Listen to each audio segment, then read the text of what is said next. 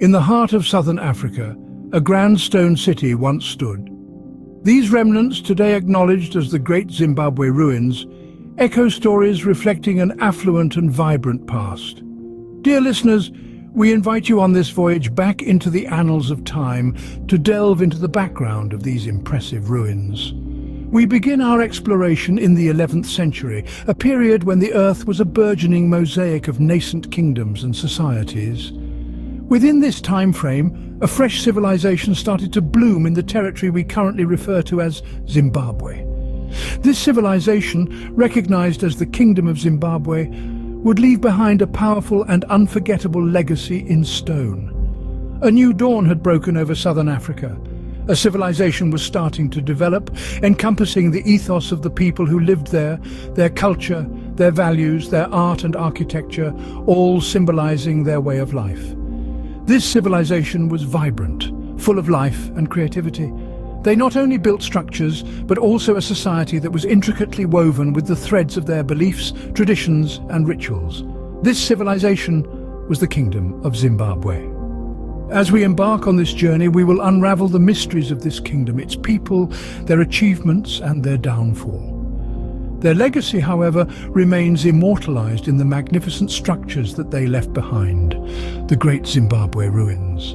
This civilization, known as the Kingdom of Zimbabwe, would leave behind a legacy etched in stone, the Great Zimbabwe ruins. The Great Zimbabwe ruins are the remnants of this once powerful kingdom's capital. Between the 11th and 14th centuries, this place was a center for all things significant: trade, culture, power. The grandeur of its intricate stone structures is awe-inspiring, embodying the city's wide expanse and its strategic importance. These ruins stand as a silent tribute to the exceptional architectural skills and sophisticated political strategy of the people who lived here centuries ago. The city was compartmentalized into three primary sections. The first was the hill complex, perceived as the royal city, and indeed it was a labyrinth of stone corridors and enclosures. Moving within its walls, one can almost hear the whispered secrets of ancient royalty and the echoes their rule. It was an enigma of history, a maze of stone meant for the noble. The great enclosure was the second, an impressive space surrounded by towering stone walls. It was more likely a ceremonial space, a place where the community came together to celebrate, worship, and express their shared identity. The walls stand tall, as if guarding the city's collective memory and cultural heritage. The last was the Valley Ruins, the residential district where most of the city's inhabitants resided. It was a microcosm of the city's life, a place where people lived, loved, and left there the city's heart. Its pulse was here, reverberating with the rhythms of everyday life.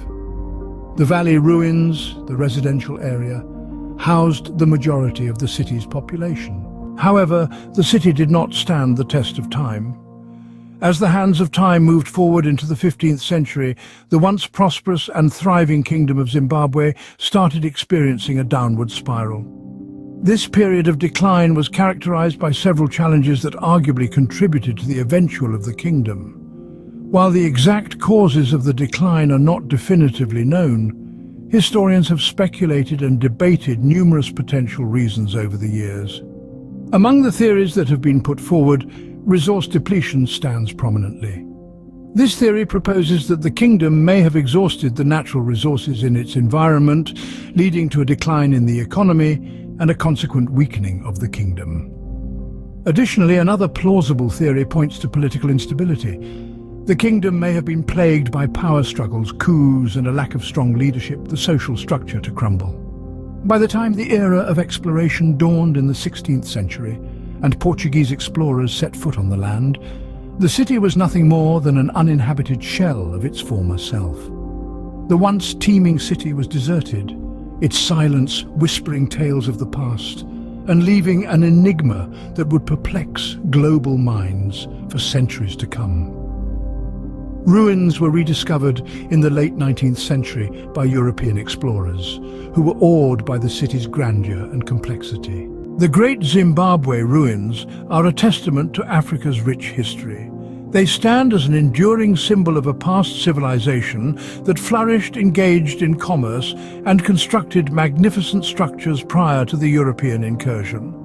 The ruins reflect the Kingdom of Zimbabwe's architectural mastery, financial might, and cultural vivacity. These monumental ruins, a tangible heritage of an African, offer a peek into a dynamic past. From its emergence in the 11th century to its eventual descent in the 15th century, the city was a bustling nucleus of commerce, tradition, and influence. The ruins are partitioned into distinct sections, each narrating its unique tale. The hill complex, the highest point, was the spiritual and political heart, with panoramic views over the city and beyond. The Great Enclosure, the largest pre-colonial structure in sub-Saharan Africa, is thought to have been the royal court, showcasing the kingdom's power and wealth. The valley ruins, a network of living quarters, highlight the kingdom's social structure and living standards. The ruins, with intricate stone masonry, beautifully exemplify architectural prowess. The city, a trading hub, connected the interior of Africa to the Indian Ocean, fostering economic prosperity. Despite its eventual decay, the city's monumental legacy perseveres. The stone edifices that endure encapsulate a vibrant past, and a civilization that thrived prior to the colonization of Africa by the Europeans. In summary, the Great Zimbabwe ruins are a window into the history of a once mighty African kingdom. From its rise to its decline, the city beckoned trade, culture, and power. Despite its downfall, the city's enduring legacy is evident in the stone structures that persist, a testament to a civilization that existed long before the European colonization of Africa.